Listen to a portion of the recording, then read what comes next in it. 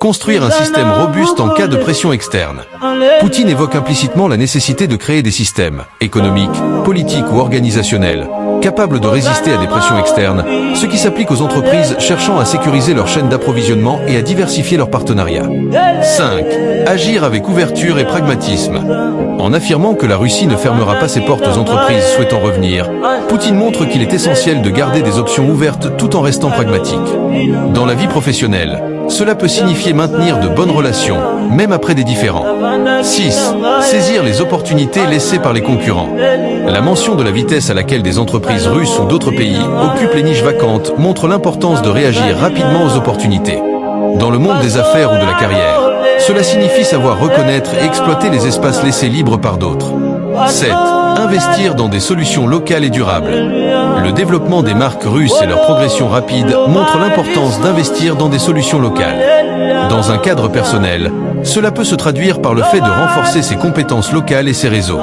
8. Rester transparent et fidèle à ses principes. Poutine insiste sur le fait que la Russie n'a pas imposé de restrictions non conformes au marché. Cela enseigne l'importance de rester fidèle à ses principes, même en période de tension, pour préserver sa crédibilité et son intégrité. 9. Apprendre des erreurs des autres. En critiquant Volkswagen et les décisions politiques européennes, Poutine montre que l'excellence passe par l'analyse des erreurs des autres pour éviter de les répéter. 10. Valoriser le souverainisme et l'identité. Le discours sur la souveraineté, le respect de la langue et de la culture montre qu'il est crucial de rester attaché à ses racines et de ne pas céder à une uniformisation qui pourrait diluer son identité. Pour un individu, cela peut signifier respecter ses valeurs personnelles et sa vision, même sous pression. 11. Miser sur des investissements à long terme. Poutine loue les investissements allemands passés pour leur vision à long terme. L'excellence réside dans la capacité à privilégier des stratégies durables plutôt que des gains rapides, que ce soit en affaires ou dans ses projets personnels. 12. Reconnaître l'importance de la communication authentique. Le passage sur l'usage de l'anglais au lieu de l'allemand montre l'importance de la communication authentique dans les relations professionnelles et interpersonnelles. S'exprimer dans sa langue maternelle ou selon ses propres codes est une façon de valoriser son unicéité et sa souveraineté.